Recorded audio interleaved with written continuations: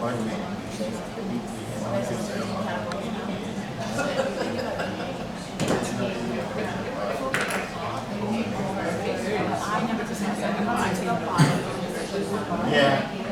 are supporting the special advisor in coordinating the Africa's Youth Policies program.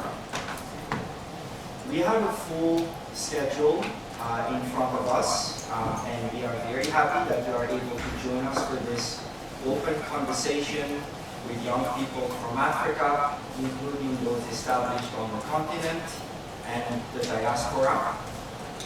We'll start with opening remarks by the United Nations Special Advisor, Under Secretary General Cristina Duarte, and then we will hear from 3 young African ministers to help set the stage in today's event. We will have the Minister of Environment and Sustainable Development of Madagascar. He will be followed by the Minister of Information, Communication and Technology of Namibia, and the Minister of Investment, Entrepreneurship and Industry of the Seychelles will close the stage setting segment. Then an intergenerational fireside chat will follow, which will be co-hosted by USG Cristina Duarte and the Assistant Secretary General for Youth Affairs, Mr. Philippe Collier. We will have an excellent lineup of panelists with us. During the intergenerational fireside chat, we will have an opportunity to engage with you here on the floor as well as online. So if you are not connected on YouTube and sending us chat messages, please do so. The link is on the website of the United Nations Office of the Special Advisor on Africa. And then ASG Collier will close today's event with his remarks. And I'm very proud to hand the floor over to our moderator, who is none other than Madame Michelle Chivunga. Michelle Chivunga is the Chief Executive Officer and founder of Global Policy House. We would like to have within OSAA a strong program on youth. So we started this process, this journey 3 years ago.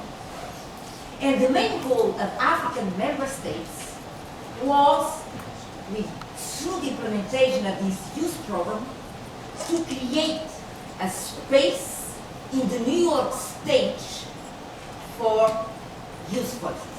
Why? Why? Why to craft a space in the New York stage for African youth voices? As simple as that. Because the New York stage is the stage where global narratives are put. Peace TV reporters have been active at the UN headquarters since 2010, the age of former UN Secretary General Ban Ki-moon. They are often invited to gather pictures and news about high-level meetings and events at the UN headquarters. We usually report live on the scene the events of dozens of countries, including the US, France, the UK, Israel, Germany, Russia, Egypt, Kuwait, Bulgaria, Ukraine, and Morocco, and the EU at the UN headquarters and their residences in New York. Our news reports have, in part, kept the international community up to date with the work of different governments so that people everywhere will know the great efforts and contributions of the UN to world peace, international affairs, and multilateralism. Behind all these 3 steps, there is the same conceptual framework. And the same conceptual framework, if you allow me, is in the title of this event. Is in the title, and allow me to read the title. I love the title, by the way. The title says, Building Tomorrow's Leaders Today. Building Tomorrow's Leaders Today. Fostering youth ownership for Africa's future-ready leadership. I never saw such small sectors with such huge content. You talk about ownership, you talk about leadership, so enough. And the title brings, I believe, the main issue, the main challenge now, ownership. This is, and yet if you squeeze the lemon, this is a root problem of Africa. It's not let's say, unequal trade of agreements. It's not illicit financial flows. These are the tip of the iceberg. But if you dive, the root cause of this tip of iceberg problems are a question of ownership. Why? And I would like to bring to this conversation to link ownership with the financing paradox. After Africa has been captured in the past 50 years, have been captured by a financing paradox. Rich in financial resources, I'm not saying natural everybody knows. Rich in financial resources.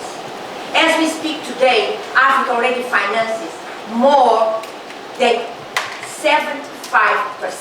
Allow me to repeat this number. More than 75% of its own development. It's not ODA. It's not FDI.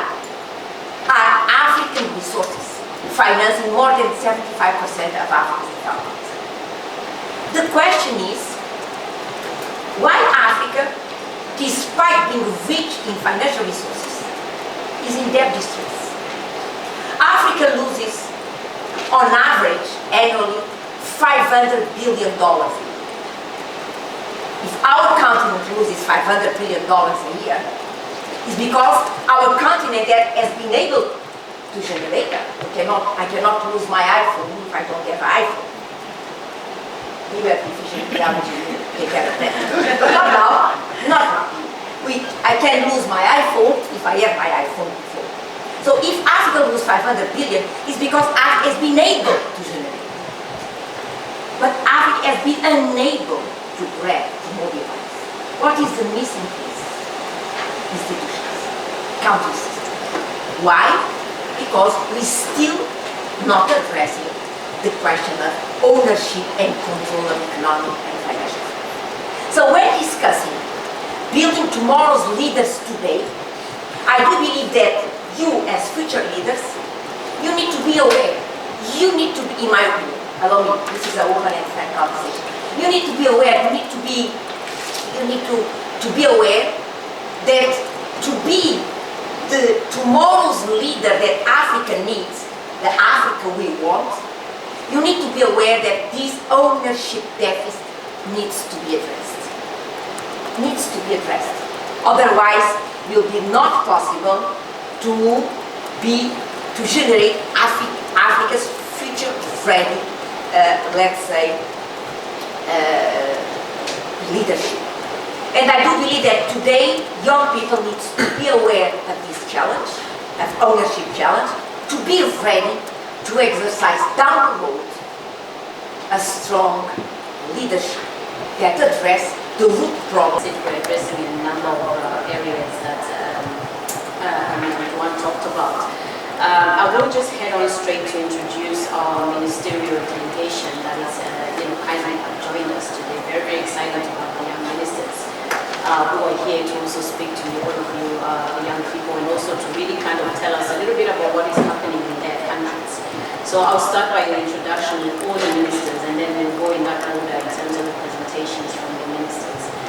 First and foremost, really excellent to have His Excellency Mr. Fontaine, Minister of Environment and Sustainable Development of Madagascar. Second, we also have Her Excellency Ms. Emma Phyllis, Minister of Information, Communication and Technology of Madagascar. And finally, but certainly not least, we have Her Excellency Ms. Bidot, Minister of Investment, Entrepreneurship and Industry. But it's also about looking at the critical sectors to grow our economies. Right, Honourable Minister talked about that very, very strongly.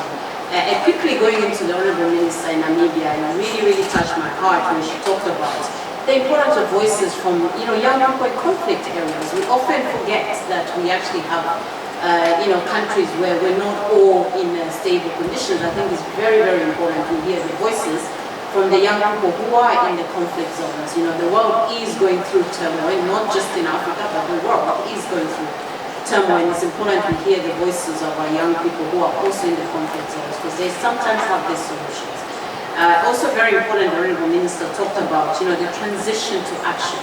So let's not keep talking and talking and talking about things, let's actually act and start to do things. And I really believe, just like the Minister highlighted, that it's up to the young people to actually act and deliver some of these solutions. But also it's very, very important at global level that we have, she talked about, you know, African voices at global level, you know, African voices on being on the table.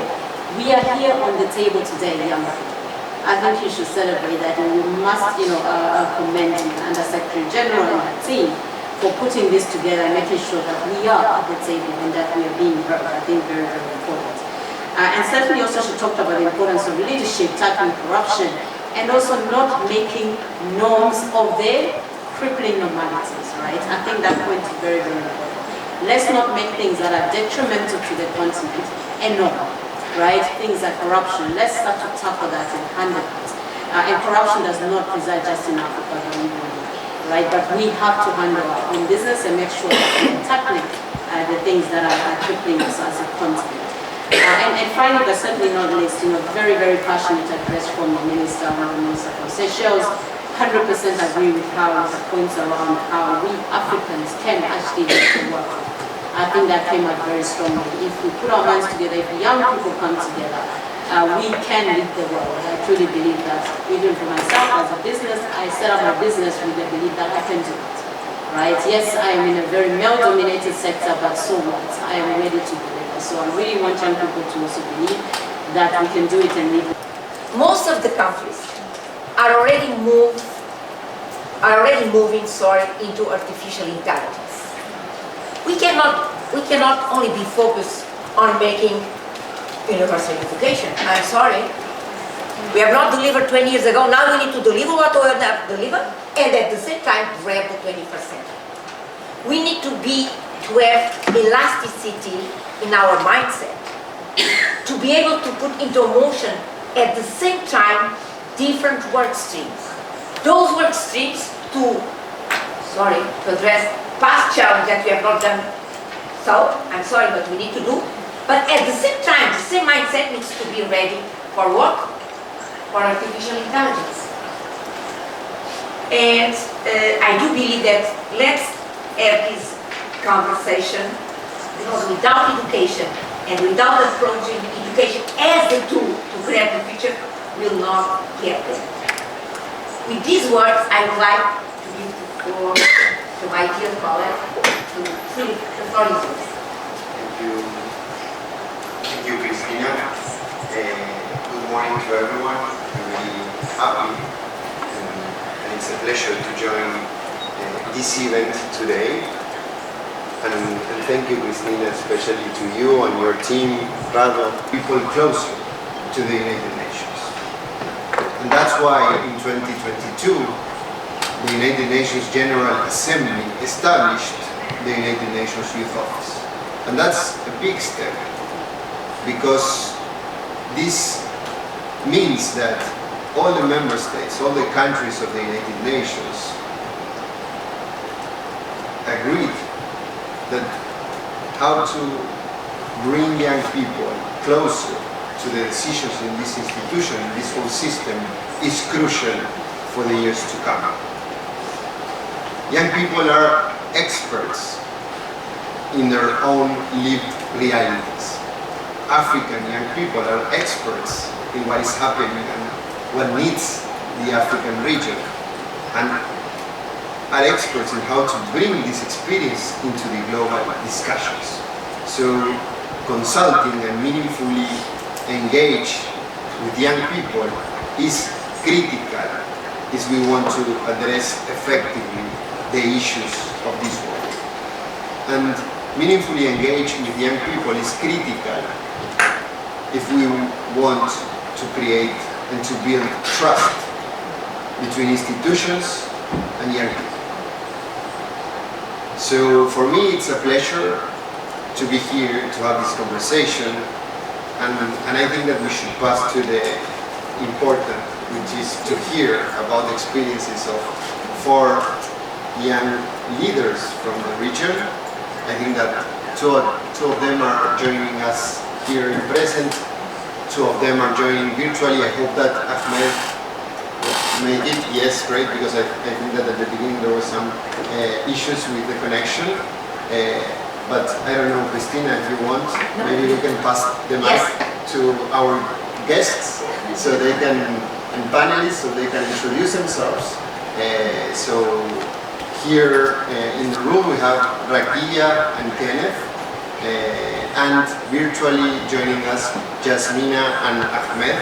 So I will, if it's okay, pass the mic to Rakia, and you can introduce as you want, you personally and your experience, and then Kenneth, and then the network where we bring in partnerships, bring in certain resources so that they can be able to transition into certain different spaces.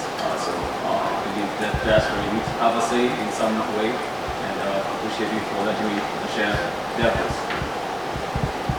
Thank you, Kenneth. Thank you also for bringing into the conversation the diaspora and how they can contribute also in this global and also in the regional platform. So now, Jasmina, if you're there, maybe we can pass the mic to you for your introduction. Yes. Hi, everyone. I think that we touched on this earlier. Innovation and entrepreneurship needs to be integrated into the school curriculum, ensuring that all young people, regardless of gender, have the opportunity to develop necessary skills and mindset, including AI literacy as well, and digital literacy, as mentioned earlier. So we need to create a more supportive and youth-friendly ecosystem that facilitates collaboration and knowledge among youth entrepreneurs, industry experts, investors, policymakers. This can be through the use of incubators and accelerators and innovation hubs that are already existing. So tapping into this and providing them with access into the market is a great opportunity, and with the mentorship as well. So when we were talking about ownership earlier, I thought it was important to also mention the importance of strengthening intellectual property rights. So these protection laws and regulations are important for young people, especially that are starting off with these new business ideas, to ensure that their rights are protected. And especially for women, the registration process, sometimes it's very difficult and it's very expensive. So this prevents people from even entering into this space. So we need to make sure that it's very streamlined and easier to access this information. For e-health in particular, when young people are trying to develop these innovations, and for social innovations, it should be easier. They need to know about the IRB process. They need to know about all these other barriers that make it difficult for them to, getting into action. This has been repeated by many, and I'm taking notes here, including the ministers. So let us do something small or big and be proud of our actions, because actions speak louder. Let ourselves every day ask ourselves every day, every week, what did I do today as youth? Because whether we like it or no, I'm part of the youth. I'm transitioning also. Some white hair. So what did I do today? What did I do this week for the community? So we need to ask ourselves, to improve ourselves, to improve the family, to improve the community. It starts like this, And like the minister from Namibia said, we need to stop being frustrated. Negativity leads nowhere.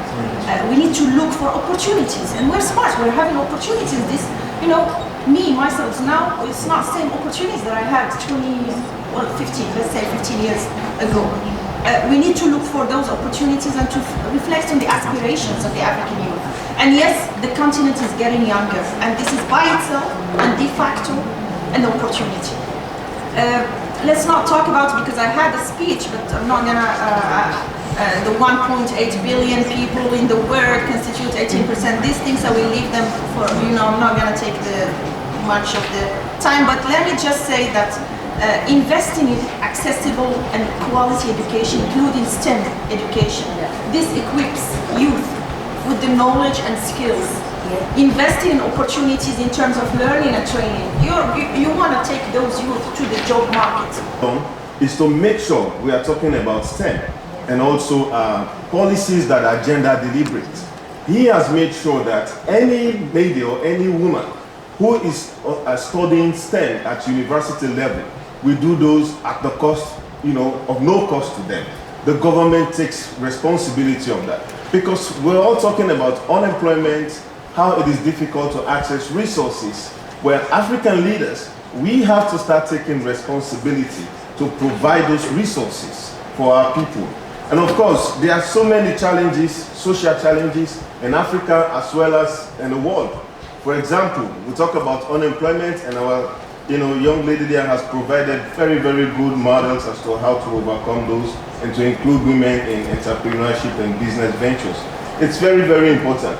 But we also have some other youths who are outside of the education circle, who are, it's difficult for them to access formal education right now because of their age, and they cannot go back to primary school or secondary schools.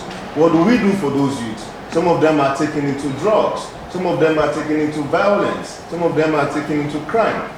So it is important for us as African youth to really, really hold our government responsible to make policies in place that will address those issues internally. And we as Africans, we have to see ourselves as one. We have to be united. We have to speak with one voice.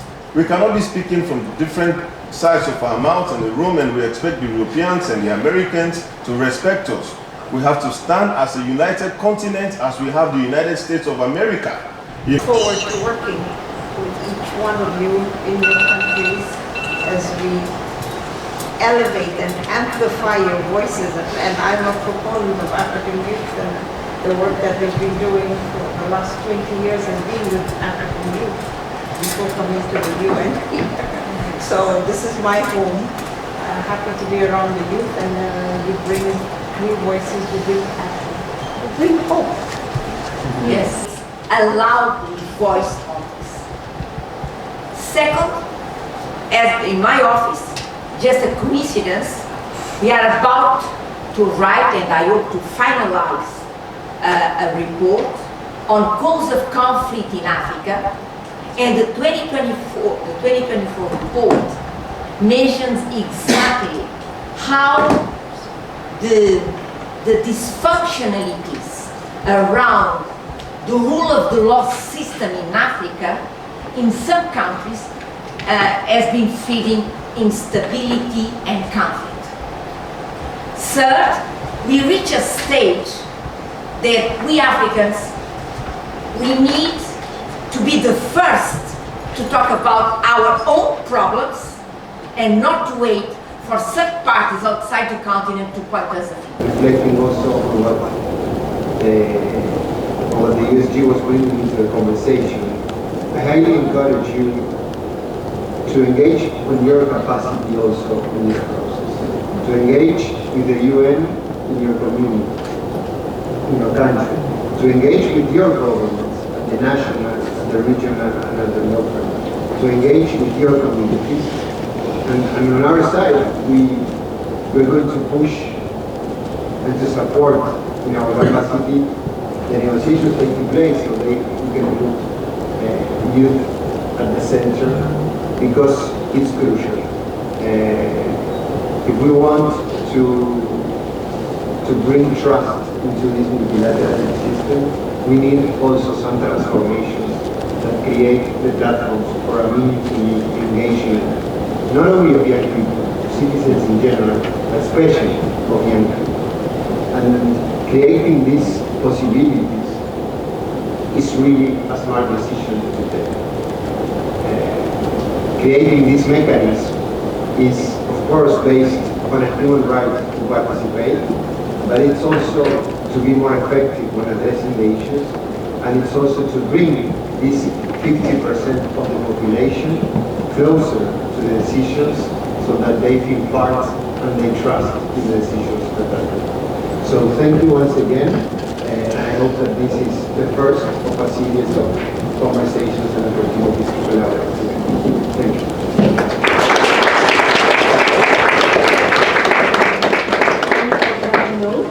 Ladies and gentlemen, we would like to close off the session. It's been a real pleasure. We want everybody online. Thank you for joining us. Everybody in the room, thank you for being with us. I leave you with just a very simple line that I tell my team all the time.